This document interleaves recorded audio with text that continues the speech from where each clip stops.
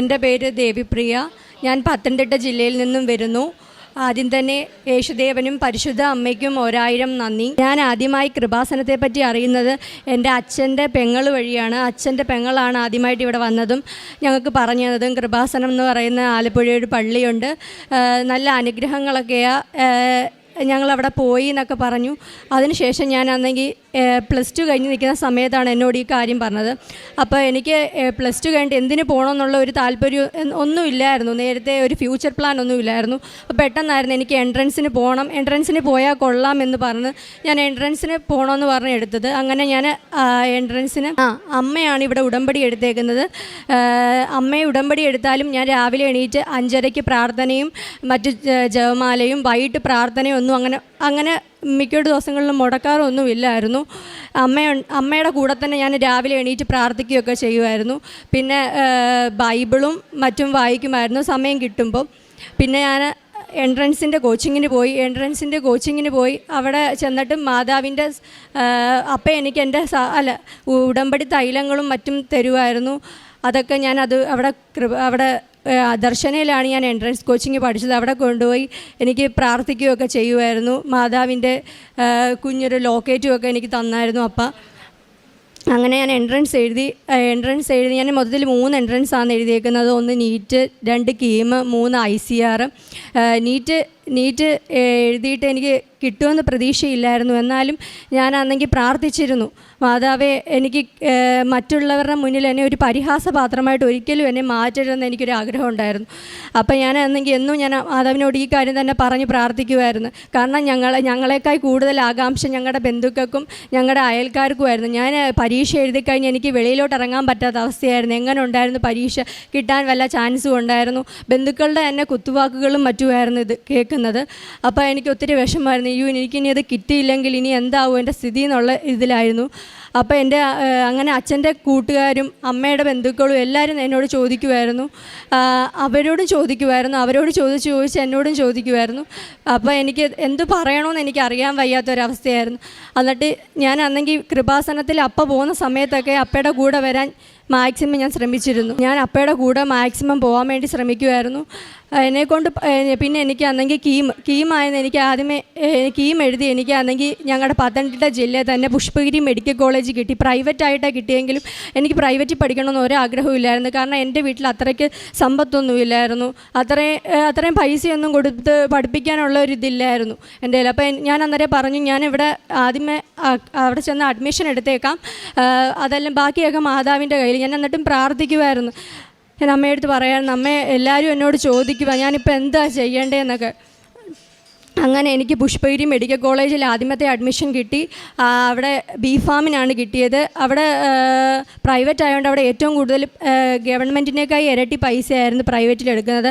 അങ്ങനെ പ്രൈവറ്റിൽ ചെന്ന് ഞാൻ പ്രൈവറ്റിൽ അഡ്മിഷൻ എടുക്കാതെ മുന്നോട്ടുള്ള പ്രൊസീഡിയറിൽ കീം എൻട്രൻസ് എക്സാമിനേഷൻ നമ്മളെ പരിഗണിക്കത്തില്ലായിരുന്നു. അങ്ങനെ അവിടെ അഡ്മിഷൻ എടുത്തു. അങ്ങനെ 3ാമത്തെ റൗണ്ടിൽ എനിക്ക് ആലപ്പുഴ മെഡിക്കൽ കോളേജിൽ അമ്മയുടെ മണ്ണിൽ തന്നെ എനിക്ക് അഡ്മിഷൻ തന്ന അമ്മ എന്നെ അനുഗ്രഹിച്ചു. അതെൻ്റെ ജീവിതത്തിൽ എനിക്ക് ഏറ്റവും വലിയൊരു അനുഗ്രഹമായിരുന്നു. അമ്മയുടെ മണ്ണിൽ തന്നെ എനിക്കൊരു അഡ്മിഷൻ തന്നത്. അത് കഴിഞ്ഞ ശേഷം ഞാൻ ഇവിടെ വന്ന് ജപമാല റാലിയിലൊക്കെ പങ്കെടുത്തായിരുന്നു ഞാനും അമ്മയും. ഞാൻ ആദ്യമായിട്ടാണ് 2023 ജപമാലയിൽ പങ്കെടുക്കുന്നത്. ജപമാല റാലി കഴിഞ്ഞതിൻ്റെ അന്ന് തന്നെയാണ് ഞാൻ ആലപ്പുഴ മെഡിക്കൽ കോളേജിൽ നിന്ന് അഡ്മിഷൻ അന്നേരം കുറച്ച് തടസ്സങ്ങളൊക്കെ ഉണ്ടായിരുന്നു. പക്ഷേ ഞങ്ങളാണെങ്കിൽ പരിശുദ്ധ അമ്മയുടെ ഉപ്പ് ഞങ്ങളവിടെ ഫ്രണ്ടിൽ ഇട്ടിട്ടായിരുന്നു കയറിയത്. അതുകൊണ്ട് വലിയ പ്രശ്നങ്ങളൊന്നും നേരിടേണ്ടി വന്നില്ല. അങ്ങനെ അവിടെ അഡ്മിഷൻ എടുത്തു കഴിഞ്ഞ് ഒരു മാസം ഞാൻ B.Pharm ഒട്ടും പ്രതീക്ഷിച്ചില്ല. ഞാൻ BSc അഗ്രികൾച്ചറിന് വേണ്ടിയാണ് ഞാൻ ICR എഴുതിയത്. അപ്പോൾ ഞാൻ BSc അഗ്രികൾച്ചറിന് ഞാൻ വേണ്ടി പ്രാർത്ഥിക്കുന്നുണ്ടായിരുന്നു. BSc അഗ്രികൾച്ചർ അതിൻ്റെ അലോട്ട്മെൻറ്റുകളും മറ്റും ലേറ്റ് ആയതുകൊണ്ട് എനിക്കത് കിട്ടുമെന്ന് എനിക്കൊരു പ്രതീക്ഷയുണ്ടായിരുന്നു. എൻ്റെ പേരും ഉണ്ടായിരുന്നു, നല്ല റാങ്കും ഉണ്ടായിരുന്നു. അപ്പോൾ എനിക്ക് കിട്ടുമെന്നൊരു പ്രതീക്ഷയുണ്ട്. എന്നാലും ഞാൻ എനിക്ക് BSc അഗ്രികൾച്ചറായിരുന്നു കൂടുതൽ ഇഷ്ടം. അമ്മ ഇനി എന്തായാലും ഇവിടെ കൊണ്ടുവന്നില്ലേ, അമ്മയുടെ മണ്ണിൽ തന്നെ എനിക്ക് അഡ്മിഷൻ തന്നില്ലയോ, ഇനി എന്തായാലും എനിക്ക് ഇത് മതിയെന്ന് വിചാരിച്ചുകൊണ്ടിരുന്ന സമയത്ത് ഒരു മാസം കഴിഞ്ഞപ്പോൾ എനിക്ക് BSc അഗ്രികൾച്ചറിന് മഹാരാഷ്ട്രയിൽ ആദ്യമേ എനിക്ക് കിട്ടിയത് ഡോക്ടർ പഞ്ചബ്രാവോ ദേശ്മുഖിലാണ്. പിന്നെ എനിക്ക് കിട്ടിയത് അക്കോളയിലുള്ളത് പഞ്ചബ്രാവോ ദേശ്മുഖിലാണ് കിട്ടിയത്. പിന്നെ എനിക്ക് രത്നഗിരി യൂണിവേഴ്സിറ്റിയുടെ അണ്ടറിലുള്ള ഡോക്ടർ ബാലാസാഹിബിലാണ് കിട്ടിയത്. എനിക്ക് ഒത്തിരി സന്തോഷമായിരുന്നു. കാരണം ഞാൻ അമ്മയോട് പറഞ്ഞത് എനിക്ക് പഠിക്കാൻ പറ്റുന്ന വിഷയം എനിക്ക് എടുത്തു തരാവുള്ളൂ. കാരണം എന്നെക്കൊണ്ട് അങ്ങനെ പഠിച്ചാലൊന്നും ബിഫാം എനിക്ക് പഠിച്ചു തുടങ്ങിയപ്പോൾ എനിക്ക് തോന്നിയായിരുന്നു എൻ്റെ കൈ നിൽക്കുമോ ഇല്ലയോ എന്ന്. അങ്ങനെ ഒരു പ്രാർത്ഥന ഉണ്ടായിരുന്നു, അമ്മ എനിക്ക് പഠിക്കാൻ പറ്റുന്ന വിഷയം എനിക്ക് തരണേന്ന്. അങ്ങനെ അമ്മ എനിക്ക് BSc അഗ്രികൾച്ചർ, എനിക്ക് നല്ല വിശ്വാസമുണ്ട്, അമ്മ തന്നെയാണ് എനിക്ക് BSc അഗ്രികൾച്ചറും എനിക്ക് മഹാരാഷ്ട്രയിലുള്ള അഗ്രികൾച്ചർ യൂണിവേഴ്സിറ്റി തന്നത്. ഇപ്പം ഞാൻ BSc അഗ്രികൾച്ചറിനും അവിടെ പോയിട്ട് ഇപ്പോൾ 2-3 മാസമായതേ ഉള്ളൂ. ഞാൻ എപ്പോൾ എന്ത് ക്ലാസ്സിന് പോയാലും എന്ത് പരീക്ഷയ്ക്ക് പോയാലും ഞാൻ അമ്മയുടെ ഉടമ്പടി കാശ് രൂപം എൻ്റെ കയ്യിലില്ലെങ്കിലും അമ്മ എനിക്ക് ഇവിടുന്ന് ഒരു കാശ് രൂപം തന്നിട്ടുണ്ടായിരുന്നു. ആ കാശ് രൂപവും ഇവിടുത്തെ ഉപ്പും തേനും എല്ലാം അമ്മ എനിക്ക് പ്രത്യേകം തന്നിട്ടുണ്ടായിരുന്നു. അത് കഴിച്ച് അതൊക്കെ നെറ്റിയിൽ കുരിശ് വരച്ച് തൈലം കൊണ്ട് നെറ്റി കുരിശ് വരയ്ക്കാതെ ഞാൻ പോകത്തില്ലായിരുന്നു. അങ്ങനെ പിന്നെ ഞാൻ പരീക്ഷ എഴുതുന്നതിന് മുമ്പേ ആണെങ്കിൽ അച്ഛനെ കണ്ട് ബ്ലെസ്സിങ്സ് ഒക്കെ വാങ്ങിച്ചിട്ടാണ് ഞാൻ പരീക്ഷ എഴുതിയത്. ആ ലൈറ്റ് ആൻഡ് ക്യാൻഡിൽ പ്രയർ റിക്വസ്റ്റൊക്കെ ഞാൻ ഇട്ടിട്ടാണ് എല്ലാ പരീക്ഷ എഴുതിയത്. പിന്നെ ജപമാല എന്നെക്കൊണ്ട് ഇപ്പോൾ ക്ലാസ് ആയതുകൊണ്ട് എന്നെക്കൊണ്ട് ഞാൻ പറ്റുന്ന അത്രയും ശ്രമിക്കുമായിരുന്നു. ജപമാല മുടങ്ങാതിരിക്കാൻ വേണ്ടി ഞാൻ നോക്കുമായിരുന്നു. പിന്നെ എനിക്ക് ബിഫാം കിട്ടിയതുകൊണ്ട് അവിടെ ഞാൻ ഗവൺമെൻറ് കിട്ടിയപ്പം പ്രൈവറ്റിലുള്ള പൈസ ഒരു 2 ആഴ്ച കഴിഞ്ഞപ്പോൾ തിരിച്ച് കിട്ടിയായിരുന്നു. പക്ഷേ ബിഫാമിന് എനിക്ക് അവിടുന്ന് വിട്ട് തരണമെങ്കിൽ സാറ് പറഞ്ഞ് മൊത്തത്തിൽ ഒരു കോളേജിൽ 20-21 പേരെ വരേണ്ടത് ബിഫാമിന്. പക്ഷേ എനിക്കാണെങ്കിൽ ഞാൻ പോയതിന് പകരം അവിടെ ആരും വന്നില്ല. അപ്പം അവിടെ വിളിച്ചു ചോദിച്ചപ്പോൾ അറിയാൻ കഴിഞ്ഞത് അവിടുന്ന് പൈസ തിരിച്ച് കിട്ടാനായിട്ട് ബുദ്ധിമുട്ടാണ്. സർട്ടിഫിക്കറ്റിനൊക്കെ ഭയങ്കര ബുദ്ധിമുട്ടായിരുന്നു അവിടെ തിരിച്ചു കിട്ടാൻ വേണ്ടി. അതിന് ഞാൻ അമ്മയുടെ ആണെങ്കിൽ ഉപ്പും എല്ലാം ഗേറ്റിൻ്റെ ആലപ്പുഴ മെഡിക്കൽ കോളേജിൻ്റെ ഗേറ്റിൻ്റെ അവിടെ ഇട്ടിട്ടാണ് ഞാൻ കയറിയത്. അങ്ങനെ എൻ്റെ എല്ലാ കാര്യങ്ങളും സർട്ടിഫിക്കറ്റും മറ്റും തിരിച്ചു തരികയും ചെയ്തു. അങ്ങനെ ഈ കഴിഞ്ഞ ആഴ്ച ബിഫാമിന് റീഫണ്ട് ചെയ്യുന്ന പൈസ തുക വന്നപ്പം എനിക്കൊട്ടും പ്രതീക്ഷയില്ലായിരുന്നു. കാരണം എനിക്ക് പകരം വേറെ ഒരാൾ ആലപ്പുഴ മെഡിക്കൽ കോളേജിൽ വന്നിട്ടില്ലായിരുന്നു. പക്ഷേ എൻ്റെ പേര് അമ്മ ഞാൻ 1 മാസം പഠിച്ച തുക പിൻവലിച്ചിട്ട് ബാക്കി പൈസ റീഫണ്ട് ചെയ്യാനുള്ള ലിസ്റ്റിൽ എൻ്റെ പേരുണ്ടായിരുന്നു. അതെനിക്ക് വലിയൊരു അനുഗ്രഹമായിരുന്നു. കാരുണ്യ പ്രവർത്തികളായി ഞാൻ ചെയ്തത്, ഞാൻ അന്നെങ്കിൽ അമ്മയുടെ കൂടെ പോയി മെഡിക്കൽ കോളേജിൽ പുനലൂർ മെഡിക്കൽ കോളേജിലൊക്കെ ആണെങ്കിൽ ഞാനാണെങ്കിൽ ഗവൺമെൻറ് കോളേജിൽ പോയി പത്രം കൊടുക്കുമായിരുന്നു. പാവപ്പെട്ട ആൾക്കാരെ കാണുമായിരുന്നു. അവർക്ക് ഒരു നേരത്തെ ആഹാരത്തിന് വകയില്ലാത്ത ആൾക്കാർക്ക് ആഹാരം മേടിച്ചു കൊടുക്കുമായിരുന്നു. ഇതൊക്കെ ഞാൻ ചെയ്ത കാരുണ്യ പ്രവർത്തികൾ. ഈ പുണ്യഭൂമിയിലേക്ക് എന്നെ എത്തിച്ച എൻ്റെ അമ്മയ്ക്കും എൻ്റെ ഈശോയ്ക്കും കോടാനുകോടി നന്ദി പറയുന്നു. പിന്നെ ആദ്യമായി ഞാനിവിടെ വന്നത് എൻ്റെ ഭർത്താവിൻ്റെ സഹോദരി വഴിയാണ് ഞാൻ കൃപാസനത്തെക്കുറിച്ച് കേൾക്കാനിടയായത്. അങ്ങനെ ഞാൻ ഒക്ടോബർ 12 തീയതി ഇവിടെ 2022 ഒക്ടോബർ 12 ഇവിടെ വരികയും അത് കഴിഞ്ഞ് ഒക്ടോബറിൽ ജപമാല റാലിയിൽ പങ്കെടുക്കുകയും ചെയ്തു. അത് കഴിഞ്ഞ് 2023 ജനുവരി 25 ഞാൻ ഉടമ്പടി എടുത്തത്. ഞാൻ ഉടമ്പടിയിൽ വെച്ച് ആദ്യ നിയോഗം എന്ന് പറയുന്നത് എൻ്റെ ഭർത്താവിന് നെഞ്ചത്തൊരു തടുപ്പുണ്ടായിരുന്നു. അത് പുള്ളിക്കാരന് ആൻജിയോപ്ലാസ്റ്റി ഒക്കെ കഴിഞ്ഞ് 7 വർഷമായിട്ടിരിക്കുകയാണ്. അന്നേരം പിന്നെ അത് ഓപ്പറേഷൻ ചെയ്യുന്ന എനിക്ക് താല്പര്യമില്ലായിരുന്നു. ഞാൻ നിയോഗമായി വെച്ച് എൻ്റെ ഭർത്താവിൻ്റെ ആ നെഞ്ചിലെ തടുപ്പ് മാറ്റി അമ്മ തരണമേ, ഞാൻ ഉപ്പും തേനും ഉടമ്പടി തൈലവും ഉപയോഗിച്ച് പ്രാർത്ഥിച്ച് അതിൻ്റെ ഫലമായിട്ട് പിന്നെ പുള്ളിക്കാരൻ്റെ ആ നെഞ്ചിലെ തടുപ്പ് ഇപ്പോൾ പഴുത്ത് പൊട്ടിപ്പോവുകയും പിന്നെ ചെയ്തു. ഞാൻ മരുന്നുകളൊന്നും ഉപയോഗിച്ചില്ല. ഞാനിവിടുത്തെ ഉപ്പും തേനും ഉടമ്പടി തൈലം മാത്രമേ ഉപയോഗിച്ചിട്ടുള്ളൂ. പിന്നീട് കിട്ടിയ അനുഗ്രഹം എന്ന് പറയുന്നത് എൻ്റെ മകൾക്ക് എൻട്രൻസ് കിട്ടി. അത് മകൾ പറഞ്ഞ് അത് വലിയൊരു അനുഗ്രഹമാണ്. എൻ്റെ അമ്മ ഇത്രയും അനുഗ്രഹം തന്നതെന്ന് വെച്ചാൽ ഞങ്ങൾക്ക് സാമ്പത്തികമായ ഇച്ചിരി ബുദ്ധിമുട്ടുണ്ട്, ലോണും കാര്യങ്ങളും ഉണ്ട് വീട് വെച്ചതിൻ്റെ.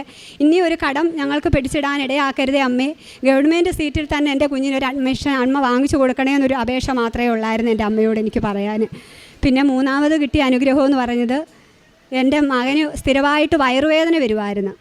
അത് ഹോസ്പിറ്റലിലെല്ലാം കൊണ്ടുപോയി എൻ്റെ ഡോക്ടർ പറഞ്ഞ് പിന്നെ അൾസറിൻ്റെ പ്രശ്നമാണ്, എരിയും പുളിയൊക്കെ കുറച്ച് ഉപയോഗിക്കണമെന്ന് പറഞ്ഞു. പക്ഷേ അവനത് ഇരിക്കത്തതും ഇല്ലായിരുന്നു. അവനെന്നും എരിയും പുളിയൊക്കെ വേണമായിരുന്നു.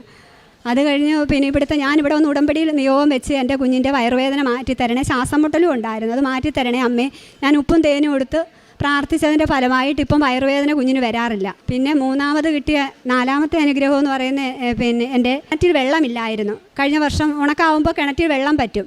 എനിക്ക് വെള്ളം തന്ന് അനുഗ്രഹിക്കണമേ ഞാൻ അമ്മയുടെ നിയോഗത്തിൽ വെച്ചായിരുന്നു. ഞാൻ ഉപ്പും തേനും പിന്നെ ഉടമ്പടി തൈലവും വിശ്വാസ പ്രമാണം ചൊല്ലി കിണറ്റിലൊഴിച്ചതായിരുന്നു. അതിൻ്റെ ഫലമായി എനിക്ക് ആവശ്യത്തിനുള്ള വെള്ളം തന്ന അമ്മ എന്നെ അനുഗ്രഹിച്ചു. പിന്നീട് ഞാൻ ഉടമ്പടിയിൽ വെക്കാത്ത നിയോഗമാണ്. എനിക്ക് വർഷങ്ങളോളം പീരീഡ് കറക്റ്റല്ലായിരുന്നു. മാസത്തിൽ 2 പ്രാവശ്യം ആകുമായിരുന്നു. ഞാനിവിടെ ഞാൻ ഉടമ്പടിയിൽ വെച്ചിട്ടില്ലാത്ത കാര്യമായിരുന്നു. പക്ഷേ അതെനിക്ക് ഒരു 6 മാസം കൊണ്ട് എൻ്റെ അമ്മ അത് പീരീഡ് കറക്റ്റാക്കി തന്നു.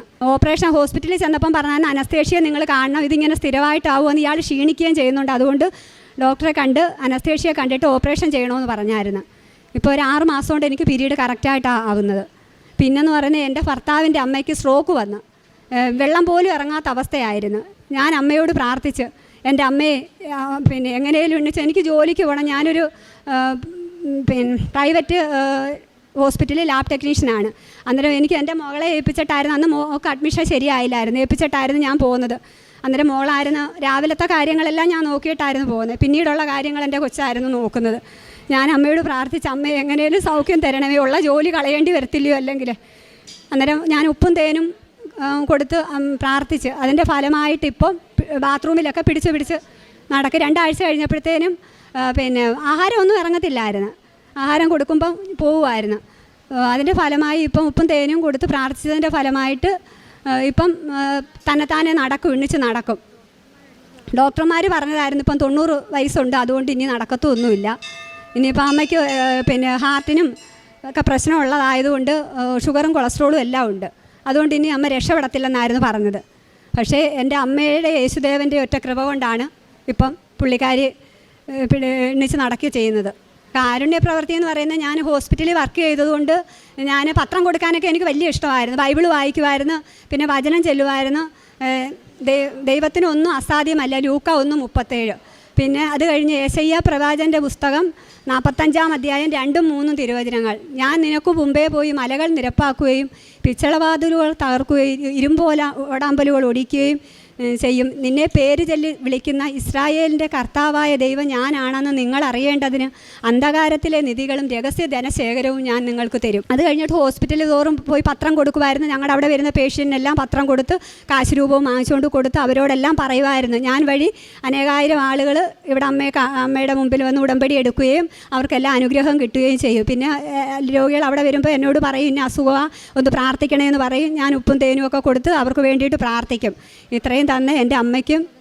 പിന്നെ വൃദ്ധസാധനത്തിൽ പോകുമായിരുന്നു, അവർക്ക് പിന്നെ ഡ്രസ്സ് കൊടുക്കും. എന്നെ കഴിയാലാവുന്ന സഹായം പൈസ കൊടുത്ത് ഞാൻ സഹായിക്കുമായിരുന്നു. പിന്നെ എന്ന് പറയുന്നത് ഇത്രയും തന്നെ അമ്മയ്ക്കും എൻ്റെ ഈശോയ്ക്കും കോടാനോടി നന്ദി പറയുന്നു. എൻ്റെ നിത്യത വരെയും എൻ്റെ ജീവനുള്ള ദൈവത്തിൽ വിശ്വസിച്ച് ജീവിക്കുവാനുള്ള കൃപ നൽകണമെന്നുള്ള അനുഗ്രഹം മാത്രമേ ഉള്ളൂ എനിക്കിപ്പോൾ ആവശ്യം. അനുഗ്രഹിക്കണമെന്ന് ഞാൻ അമ്മയോട് അപേക്ഷിക്കുക. ലൂക്കായുടെ വിശുദ്ധ സുവിശേഷം 2:10